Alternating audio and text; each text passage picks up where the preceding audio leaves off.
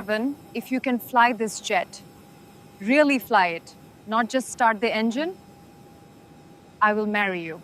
The cameras flashed as Ariana Blake, the queen of the skies, made a cruel joke that would destroy her empire. "Fly this jet and I'll marry you," she sneered. Everyone laughed, until the engines roared to life, and the homeless man took off like a legend from her company's forgotten past. Thank you for being part of life and stories. Here, every fall has a rise. Every pain hides a lesson, and every ending whispers hope. If you believe that stories can heal, subscribe, and walk this journey with us. The California sun blazed mercilessly over the tarmac at Van Nuys Airport, its rays dancing off the pristine white fuselage of Blake Aeronautics' newest creation, the Sovereign X-7, a $45 million private jet that represented the pinnacle of luxury aviation. Champagne glasses clinked as investors, journalists, and industry titans gathered around the aircraft, their designer suits and dresses a stark contrast to the industrial backdrop of hangars and runways. At the center of it all stood Ariana Blake, her presence commanding attention like a black hole drawing in light. At 42, she was the embodiment of corporate power, her tailored Armani suit cut to perfection, her raven hair pulled back in a severe chignon that emphasized the sharp angles of her face. Her eyes, cold and calculating as polished obsidian, swept over the crowd with the satisfaction of a predator surveying its territory. "Ladies and gentlemen," she began, her voice carrying the authority of someone who had never been denied anything. "Today marks not just the unveiling of the Sovereign X-7, but the beginning of a new era in private aviation. Blake Aeronautics has secured an $800 million contract with the Department of Defense, cementing our position as the premier manufacturer of luxury aircraft in the Western Hemisphere." The crowd erupted in applause. Camera flashes created a strobe effect against the gleaming jet. Ariana allowed herself a small smile, not warm, but triumphant. This was her moment, the culmination of years of ruthless business tactics, hostile takeovers, and the systematic destruction of anyone who dared stand in her way. That's when she saw him. He emerged from between two news vans like a ghost materializing from thin air. His clothes told a story of hardship. A faded military jacket with patches long since removed, jeans worn thin at the knees, boots that had walked too many miles.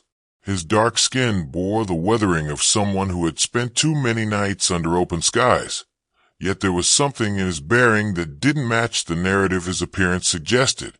He moved through the crowd with purpose, not shuffling like someone beaten down by life, but striding with the measured gait of someone who knew exactly where he was going. Security guards started forward, but he had already reached the rope line. "Ma'am." His voice cut through the celebration like a blade through silk, deep and resonant with an authority that made several heads turn. "I can fly that jet better than your pilot." The laughter started as a ripple and became a wave. Investors chuckled behind manicured hands. Reporters exchanged amused glances. Even some of the security guards smirked. Ariana's eyes narrowed, focusing on this interloper with the intensity of a laser.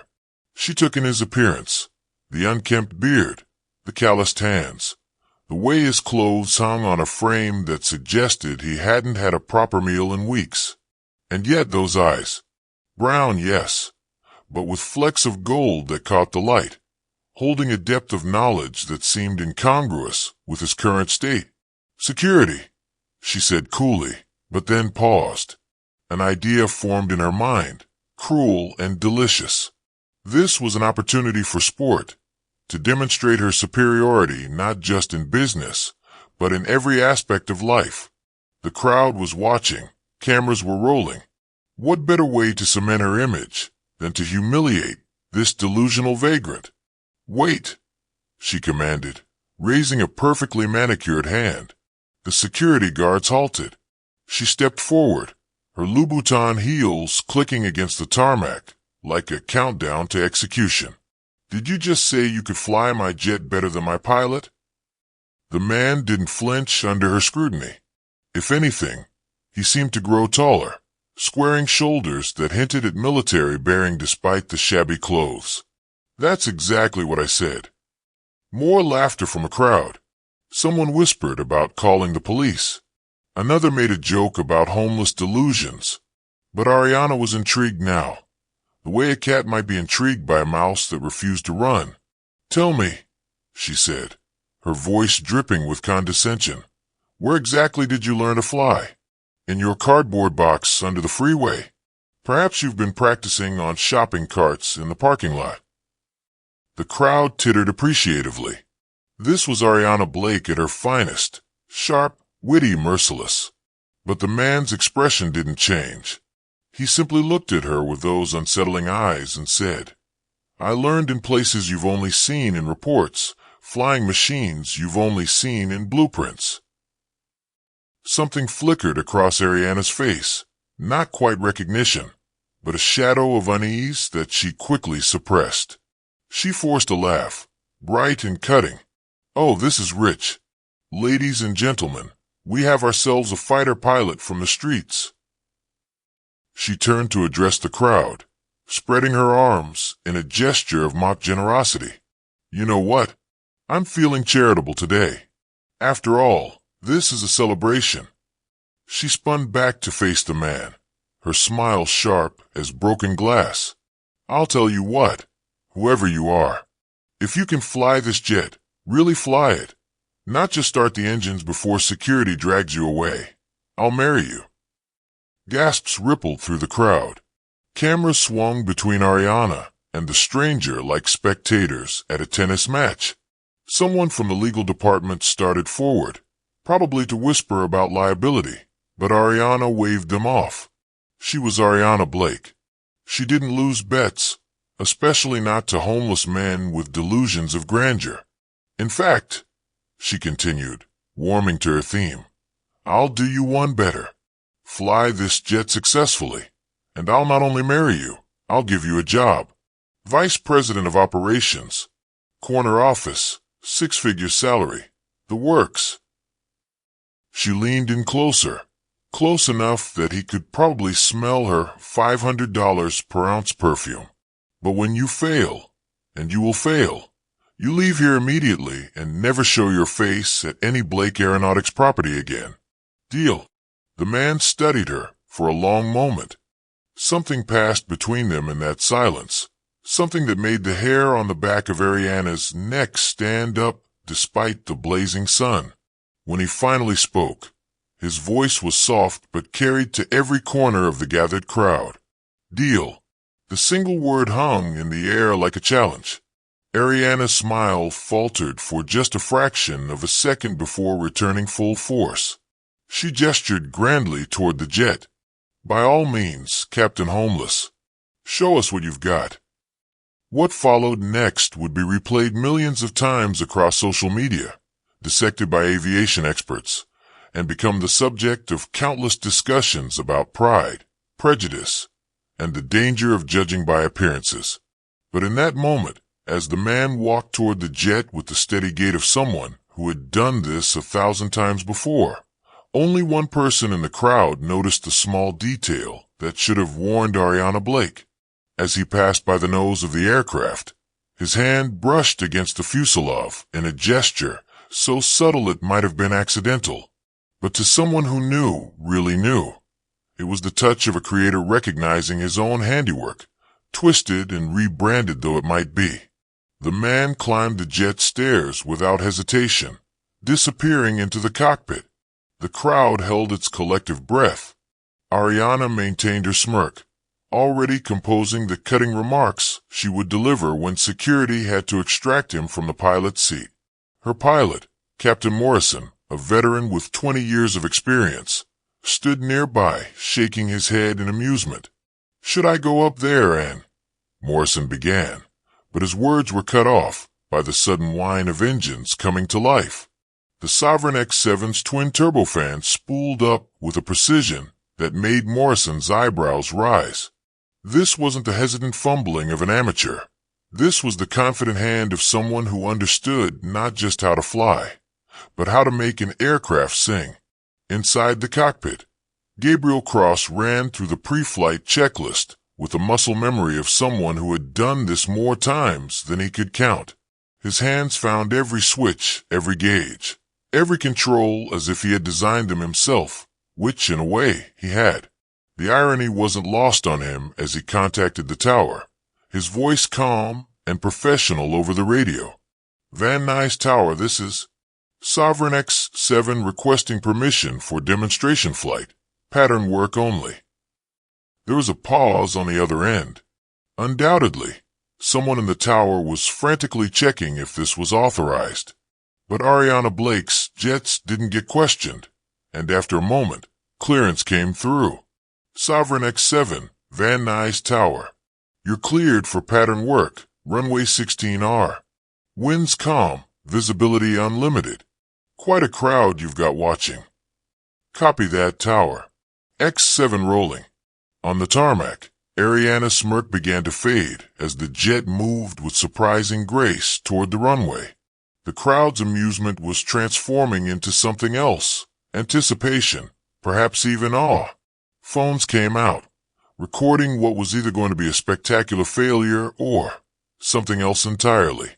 The Sovereign X-7 lined up on the runway with textbook precision. The engine spooled up to takeoff power, and then, with a roar that shook the ground, the jet accelerated down the runway. At exactly the right moment, not a second too early or too late.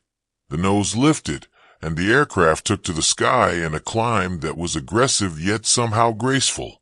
Captain Morrison's jaw dropped. That's a maximum performance takeoff.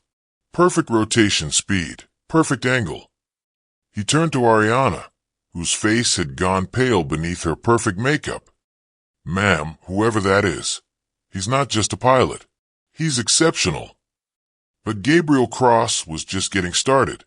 At 5,000 feet, he leveled off and began a series of maneuvers that transformed the luxury jet into something more akin to a fighter aircraft. A barrel roll, smooth as silk. A split S that had the crowd gasping.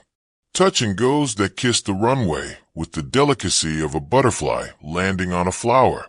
Each maneuver was executed with a precision that spoke not just of skill, but of intimate knowledge. He flew the Sovereign X-7 as if he knew every rivet, every wire, every capability and limitation. Because he did. On the ground, the atmosphere had completely changed. The laughter was gone, replaced by awed silence punctuated by exclamations of amazement.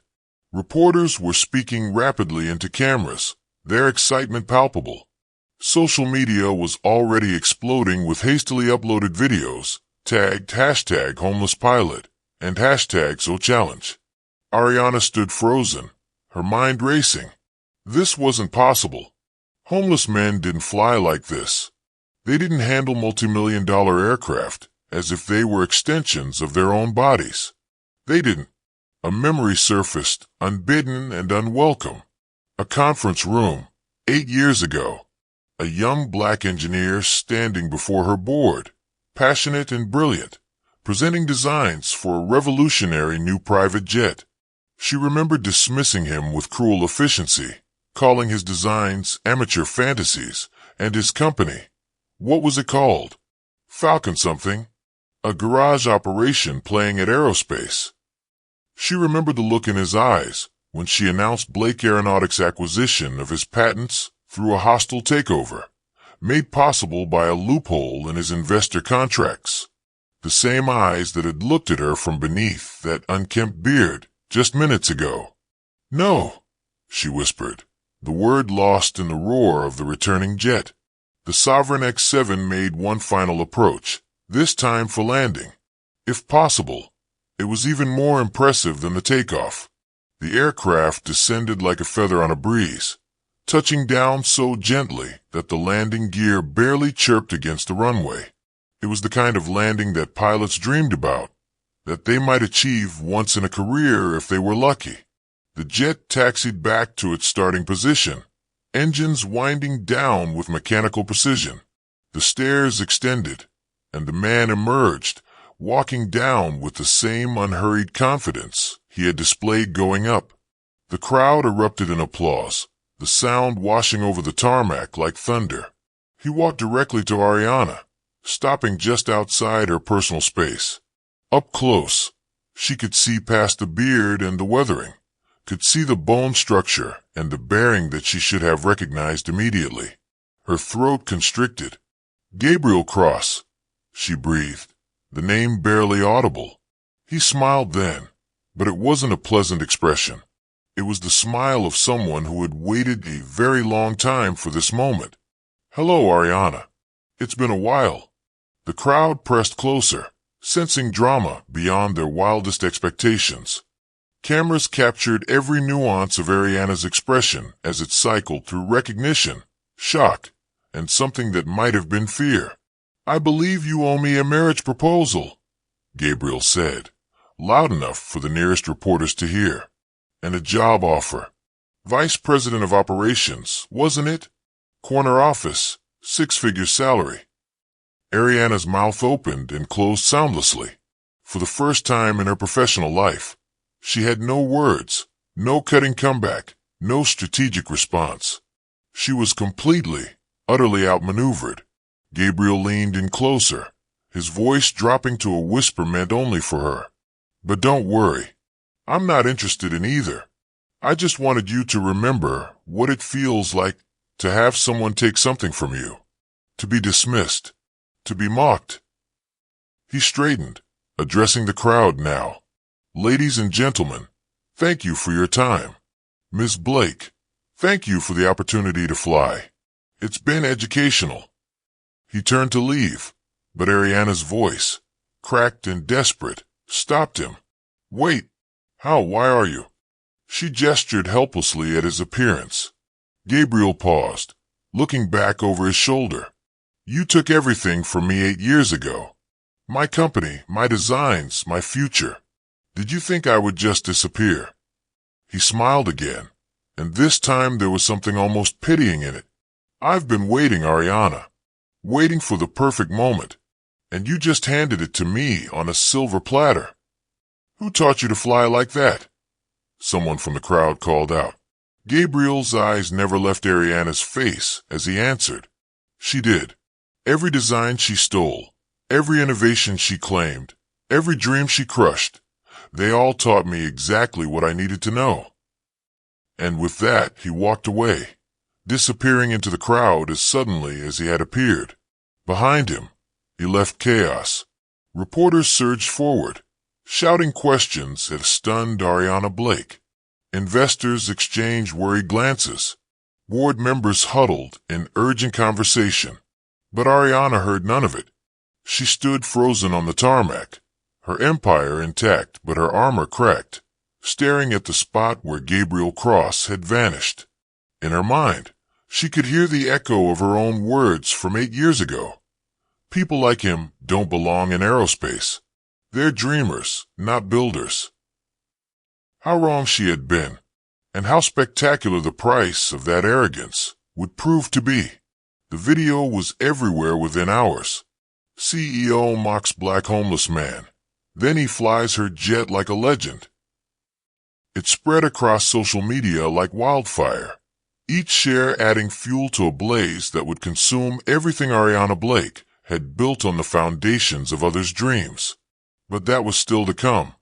In that moment, as the California sun began its descent toward the horizon, painting the sky in shades of justice and retribution, Ariana Blake stood alone despite the crowd, feeling for the first time the cold wind of consequences approaching on wings she had stolen years before. The Sovereign X-7 sat silent on the tarmac, its white fuselage now seeming less like a symbol of triumph and more like a monument to hubris. And somewhere in the city, Gabriel Cross shed his homeless disguise, preparing for the second act of a play 8 years in the making. The opening move had been played. The game was far from over. In the days that followed, Ariana Blake discovered what it meant to go viral for all the wrong reasons. The video spread beyond aviation circles, beyond business networks, beyond any demographic boundary. It became a cultural moment, a crystallization of every story about arrogance meeting its match, about the mighty falling, about justice served with a side of public humiliation. Her phone rang incessantly. Board members demanded explanations. Investors expressed concerns. The stock price of Blake Aeronautics began a slow but steady descent, each point down representing millions in lost value. But worse than the financial implications was the damage to something Ariana had always valued above money, her image. She had built her reputation on being untouchable, unflappable, always in control. The woman in the video, speechless, shocked, outmaneuvered by someone she had dismissed as beneath her, was someone she didn't recognize. Someone vulnerable. Someone human.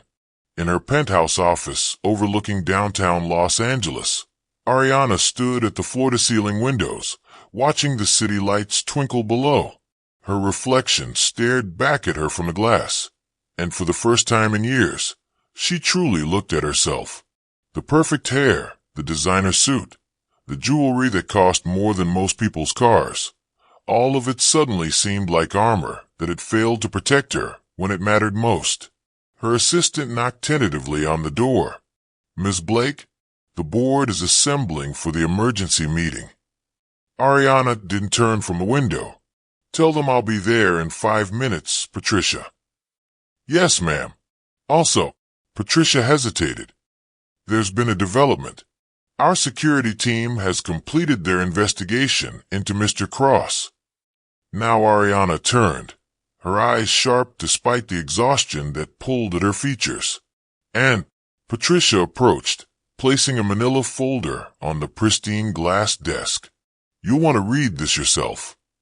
After Patricia left, Ariana opened the folder with hands that trembled slightly, another first in recent memory.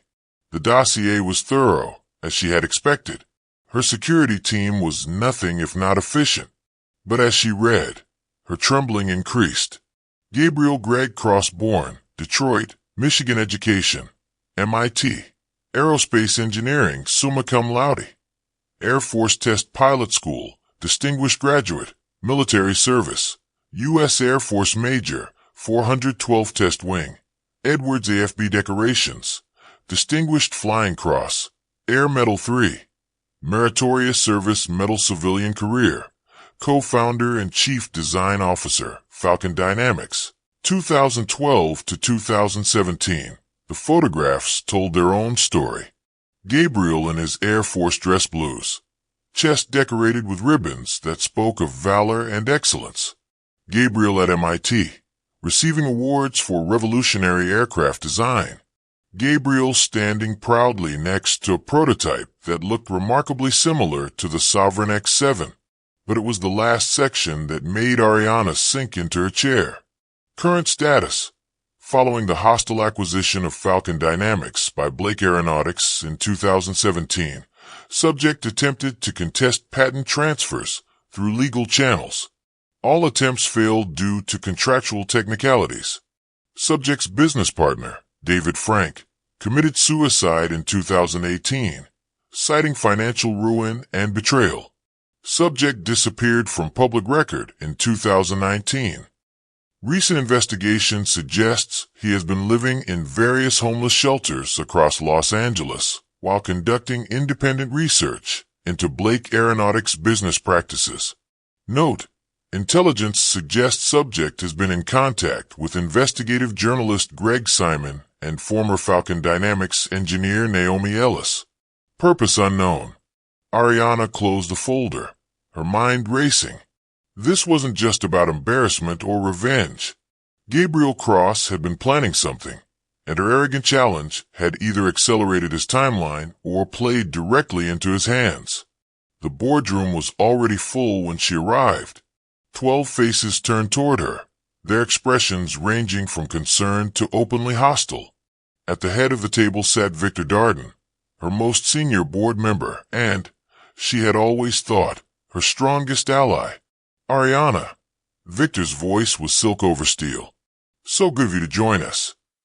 She took her seat, projecting confidence she didn't feel. I assume we're here to discuss the recent publicity situation. Situation. Board member Janet Walsh laughed bitterly. Is that what we're calling it? Our stock has dropped 12% in 3 days. We've become a meme, Ariana. My teenage grandson sent me something called a reaction GIF of your face when that man landed the plane. The fundamentals of the company remain strong. Ariana began, but Victor cut her off. The fundamentals. He stood, beginning to pace. Let's talk about fundamentals, shall we? Like the fundamental question of how a homeless man knew how to fly our most advanced aircraft, like he designed it himself. Ariana kept her expression neutral. He's a former Air Force pilot. My security team, Gabriel Cross. The name came from the far end of the table. Board member Richard Stein, usually silent in meetings, was looking at his tablet. Former Major Gabriel Cross, co-founder of Falcon Dynamics. He looked up, his eyes cold. The same Falcon Dynamics whose patents formed the basis of the Sovereign X7 design. Silence fell over the room like a shroud. I'm sure I don't know what you're implying, Richard, Ariana said carefully. Don't you?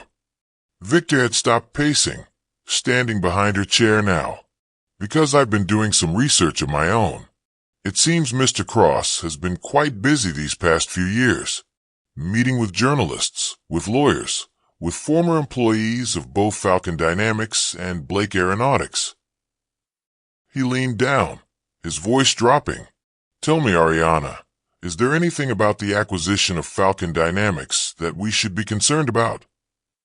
Everything was handled through proper legal channels, Ariana replied, but she could hear the defensiveness in her own voice. Legal, perhaps, Janet interjected, but ethical, moral, and more importantly, bulletproof if someone with intimate knowledge of the deal decided to go public. The meeting deteriorated from there. Questions flew like arrows, each one finding its mark. By the time Ariana left the boardroom 2 hours later, she knew her position was precarious. The board hadn't called for her resignation yet, but the vote of confidence she had always enjoyed was clearly eroding. Back in her office, she found an email waiting. No subject line, sender address anonymized. She almost deleted it as spam, but something made her click open.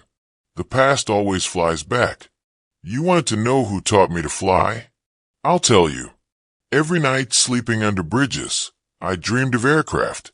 Every day in food lines, I calculated aerodynamics. Every moment you thought you had destroyed me, I was preparing. The question is, are you prepared for what comes next?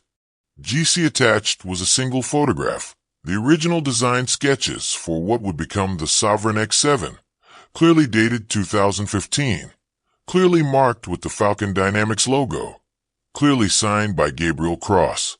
Ariana's hand shook as she reached for her phone, calling her head of legal. We need to talk about Falcon Dynamics, she said when he answered, and we need to talk now. While Ariana Blake spent sleepless nights reviewing legal documents and damage control strategies, Gabriel Cross sat in a modest apartment in Koreatown, surrounded by boxes of documents, hard drives, and the accumulated evidence of 3 years of patient investigation. Naomi Ellis sat across from him, her engineer's mind still sharp despite the years. You know she's going to fight this, she said. She has resources we can't match. Gabriel nodded, sipping coffee from a chipped mug. She has money. We have truth. Since when has truth been enough? Naomi's bitterness was earned. She had lost everything when Falcon Dynamics fell. Her savings, her reputation, her faith in justice.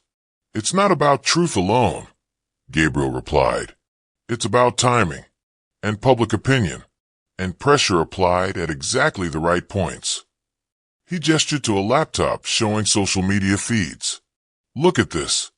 Hashtag Justice for Gabriel is trending. People are digging into Blake Aeronautics history. Journalists are asking questions. And you think that's enough? Gabriel's smile was grim. No, but it's a start. And we have Greg. As if summoned, Greg Simon entered the apartment, his investigative journalist instincts immediately cataloging the organized chaos. At 55, he had the worn look of someone who had spent decades fighting powerful interests and had the scars to prove it. "The Times is interested," he said without preamble. "But they want more than just patent theft. They want a pattern. They want to show this isn't an isolated incident." "Then we give them patterns," Naomi said, pulling out a folder. "Blake Aeronautics has acquired 16 smaller aerospace companies in the last decade. At least 7 of them reported irregularities in the acquisition process. 3 CEOs died under questionable circumstances." Greg's eyebrows rose. "You're suggesting—" "I'm not suggesting anything." Naomi cut him off. "I'm stating facts. David Frank, our CFO, jumped from his apartment building 2 weeks after signing papers he swore he'd never sign. Michael Torres from Sky Innovate died in a car accident 3 days before he was scheduled to testify about patent irregularities. Sarah Washington from Stratosphere Systems overdosed on medication she wasn't prescribed." "Coincidences," Gabriel said quietly, "that become a pattern when you look closely enough." Greg was already taking notes. "I'll need documentation. Proof." "We have it," Gabriel assured him. 3 years of gathering it. Bank records showing payments to board members who suddenly changed their votes. Emails discussing pressure points for reluctant sellers. And this. He produced a flash drive. Audio recordings from inside Blake Aeronautics. "It seems their security isn't as tight as they think." Greg pocketed the drive carefully. "How did you—" "I spent 6 months as janitor in their building," Gabriel said simply. "Amazing what people will say in front of someone they don't really see." The room fell silent as the weight of what they were attempting settled over them.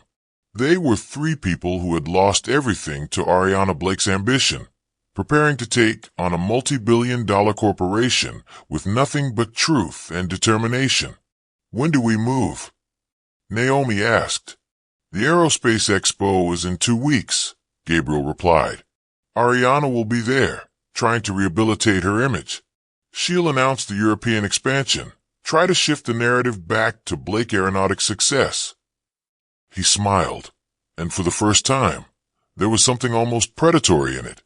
"That's when we remind the world who really designed the Sovereign X-7, and who really built Blake Aeronautics' empire."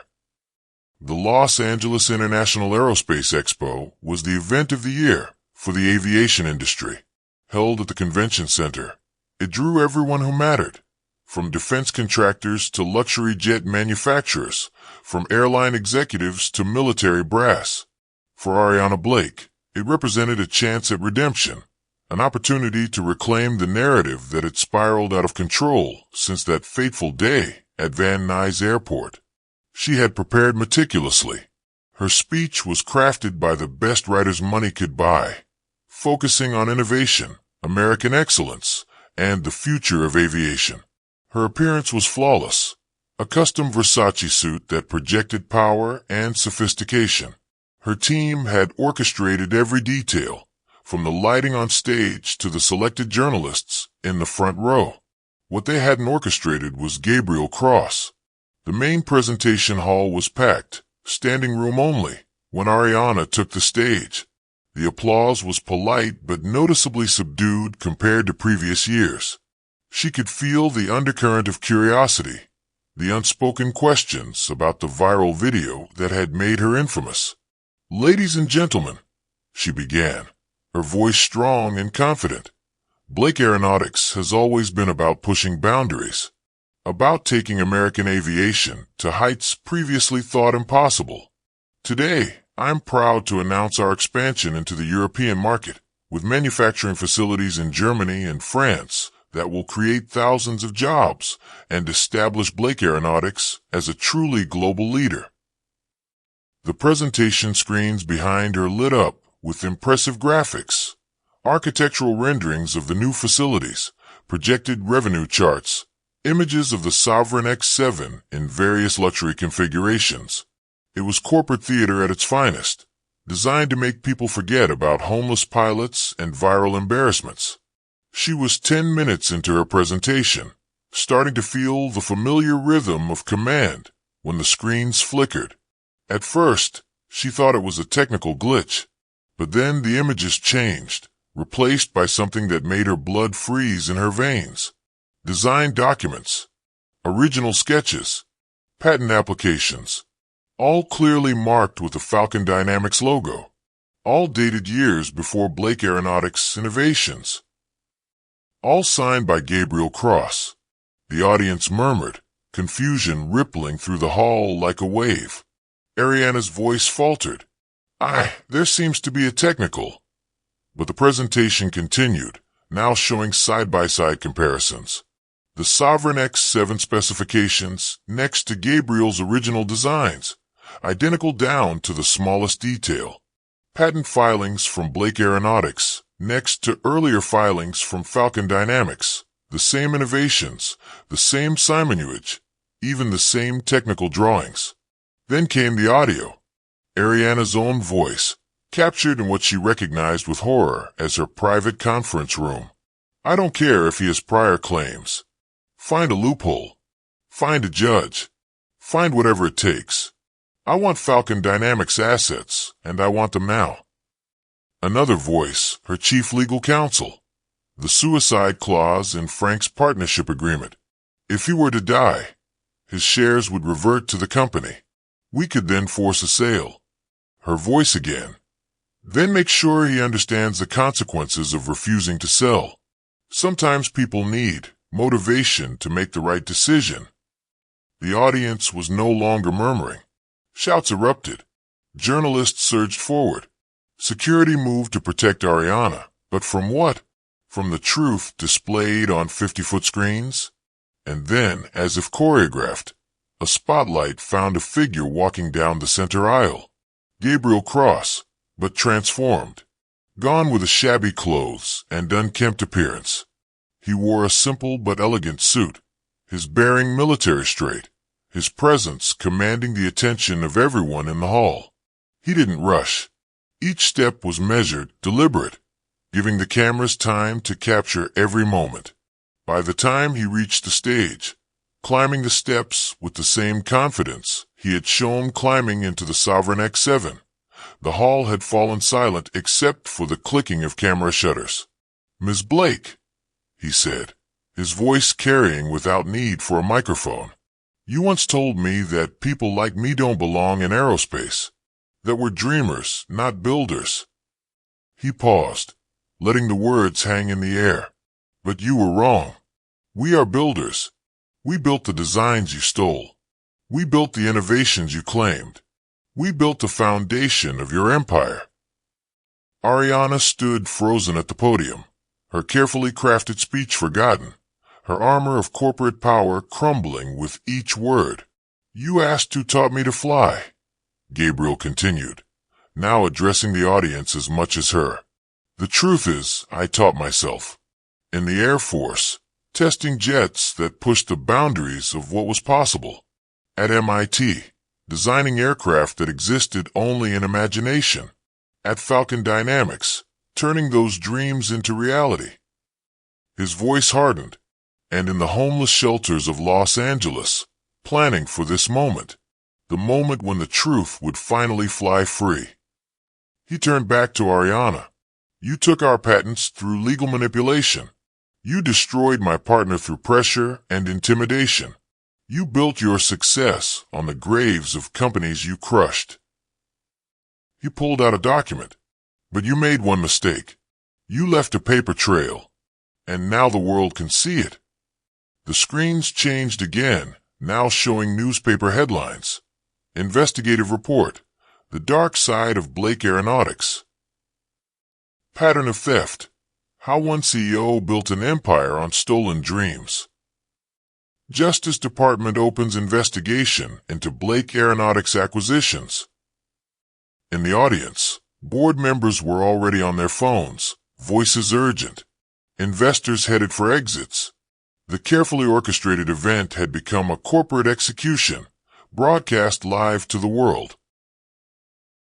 "You once stole my wings," Gabriel said, his voice now quiet, but somehow more powerful for it. "Today, I take them back. Not through courts you can manipulate, or contracts you can twist, but through something you never understood, the power of truth, when its time has come." He walked off the stage, leaving Ariana alone in the spotlight. The silence that followed was deafening, broken finally by a single voice from the audience. "Ms. Blake, do you have any comment on these allegations?" Then the dam burst. Questions flew from every direction. Accusations, demands for answers. The board members who had remained were huddled in urgent conference. Security tried to escort Ariana off stage, but she stood rooted, watching her world collapse in real time. By the time she finally left the stage, helped by security through a gauntlet of shouting reporters, the damage was complete and irreversible. Within hours, the board of Blake Aeronautics would call an emergency meeting. Within days, she would be removed as CEO. Within weeks, criminal investigations would begin. But in that moment, as she was hustled toward a waiting car, Ariana Blake experienced something she had inflicted on so many others, but never felt herself. The complete destruction of everything she had built, revealed to be a house of cards constructed on a foundation of others' dreams. The private hangar at Van Nuys Airport was quiet, a stark contrast to the chaos of 2 weeks prior.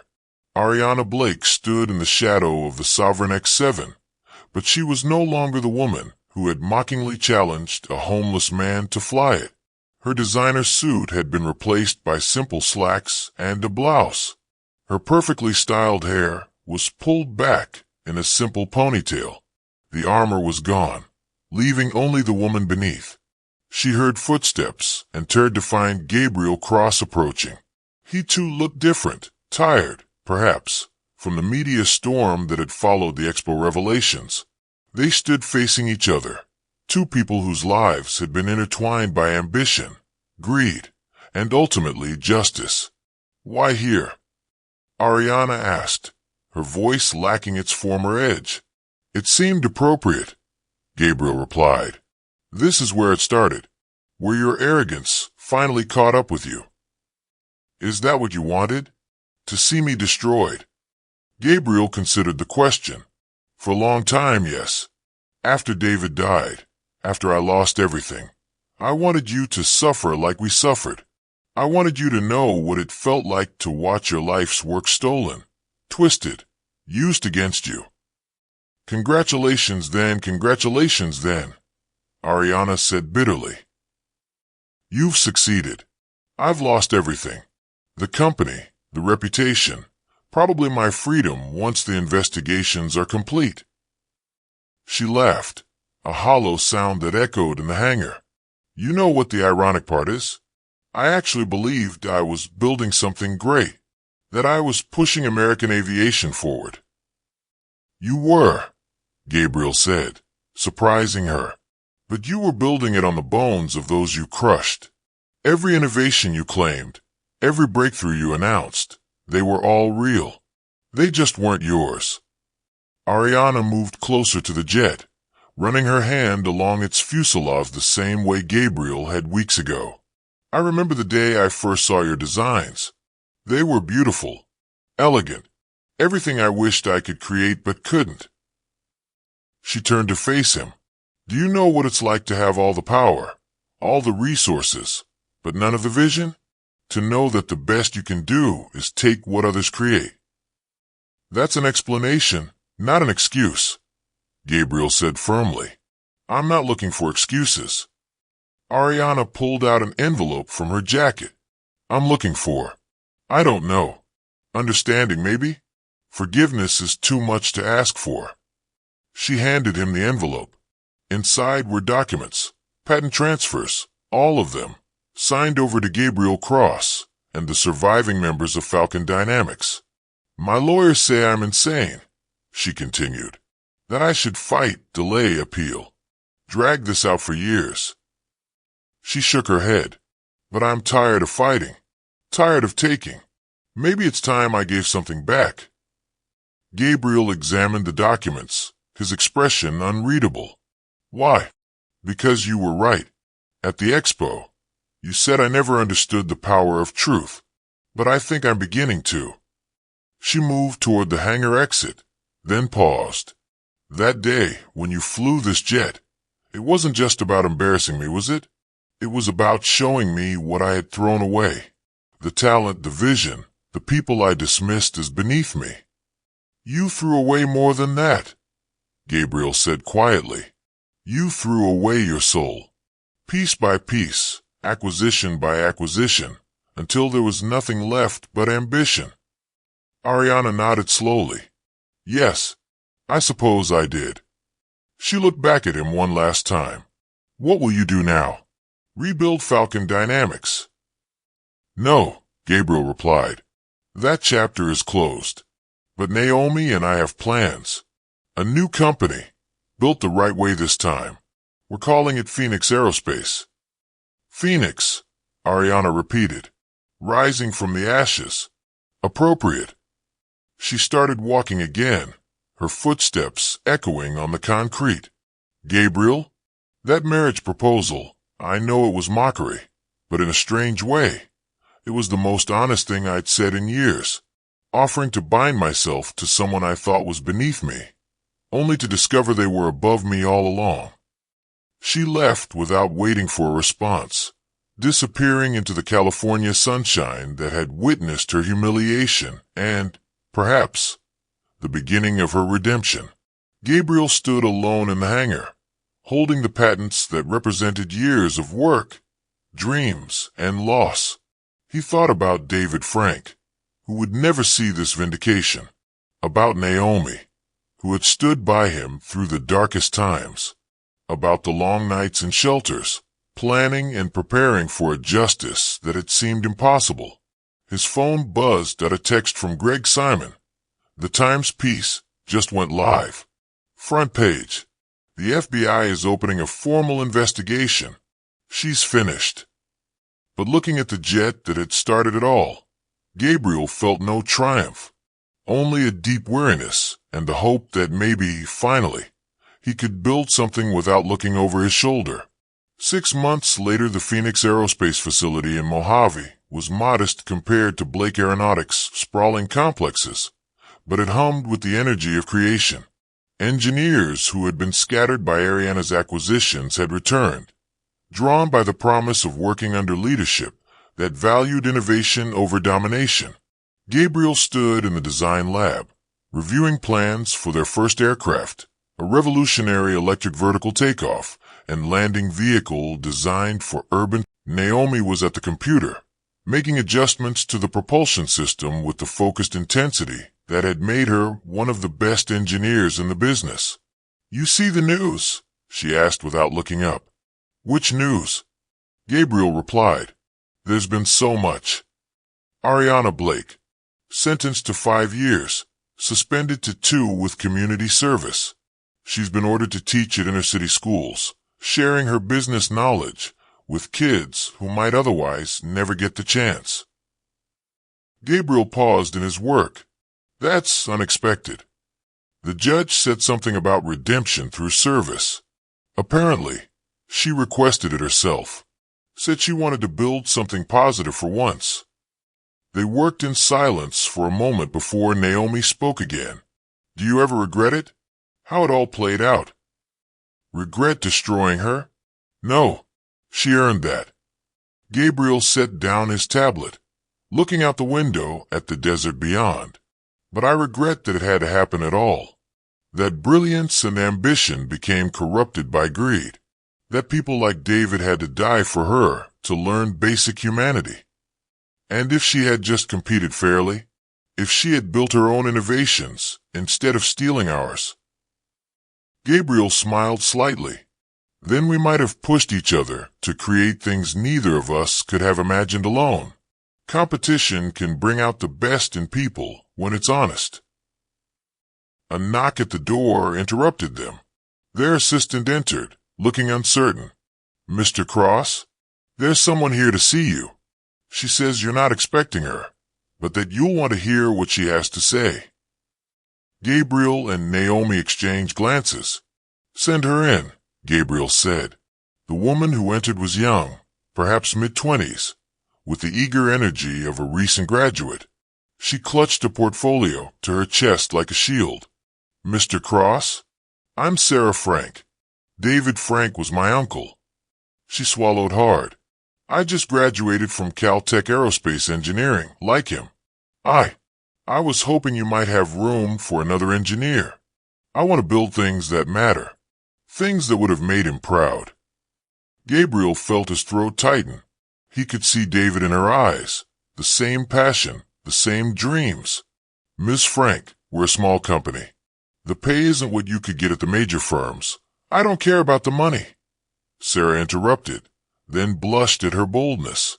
"I mean, I care, but not as much as I care about working somewhere that values ideas over profits, somewhere that builds instead of takes."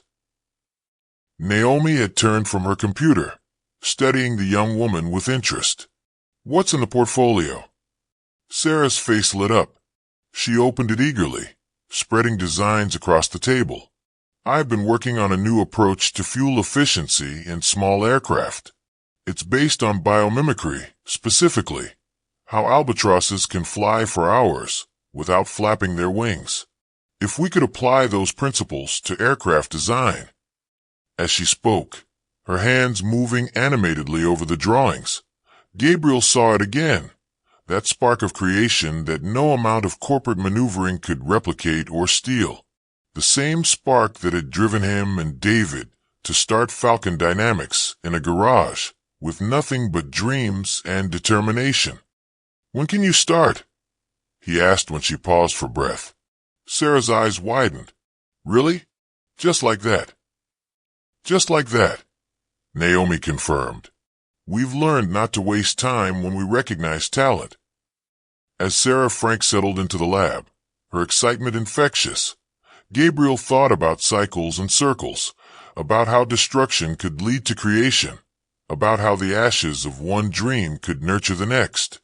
His phone buzzed. An email from an address he didn't recognize. He almost deleted it, but the subject line caught his attention. From one builder to another. The message was brief. "I saw the announcement about Phoenix Aerospace. The urban VTOL concept is brilliant, exactly the kind of innovation the industry needs. I'm teaching now, as you probably know. Yesterday, one of my students asked me what makes a great company.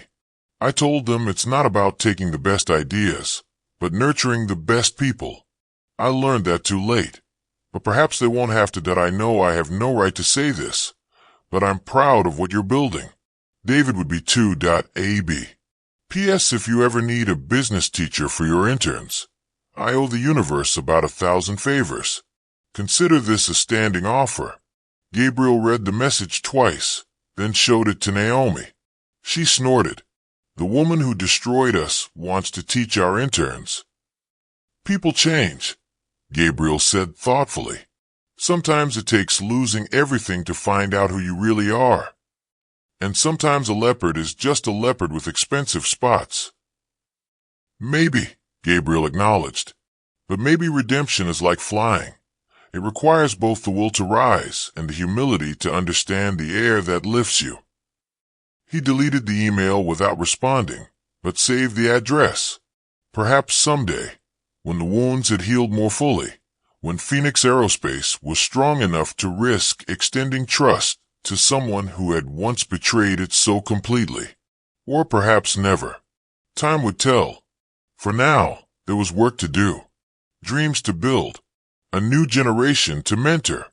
And somewhere in Los Angeles, a former CEO was standing in front of a classroom full of skeptical teenagers, trying to explain the difference between success and significance, between taking and creating, between flying high and flying true. 1 year later, the auditorium at Jefferson High School in South Los Angeles was packed beyond capacity. Parents stood along the walls. Younger siblings sat on laps, and the energy was electric with anticipation. On stage, 25 students stood in matching Phoenix Aerospace polo shirts, their faces glowing with pride. Gabriel Cross approached the podium, adjusting the microphone. A year ago, Phoenix Aerospace partnered with Jefferson High to create our Young Innovators program. The deal was simple. We would provide mentorship, resources, and real-world experience. In return, these students would bring us their perspectives, their creativity, and their dreams. He paused, looking at the young faces behind him. Today, I'm proud to announce that the urban transportation drone designed by this team has not only won the National High School Engineering Competition, but has attracted interest from the Department of Transportation for potential implementation in underserved communities. The audience erupted in applause. Parents wiped away tears. The students beamed, several hugging each other in excitement. But this program wouldn't have been possible without someone who understood both the business and educational sides of innovation, Gabriel continued. Someone who volunteered countless hours, who fought for resources, who believed in these students when others dismissed them as just kids from the inner city. Please join me in thanking Ms. Ariana Blake. The applause was more subdued this time, mixed with murmurs of recognition. The woman who walked onto the stage bore little resemblance to the corporate titan who had once mocked a homeless man. Her hair showed touches of gray she no longer bothered to hide. Her clothes were professional but practical. Most notably, her smile seemed genuine, reaching eyes that had learned to see beyond profit margins. Ariana took the microphone, her voice steady but humble. Thank you, Mr. Cross. Though I think we both know the real thanks goes to these extraordinary young people. She turned to address the students. You've taught me more this year than I learned in 20 years of business. You've shown me that innovation isn't about taking ideas, but nurturing them. That success isn't about climbing to the top, but about lifting others as you rise. One of the students, a young woman named Maria, stepped forward. Ms. B, can we show them the surprise? Ariana looked puzzled as the students unveiled a large presentation board.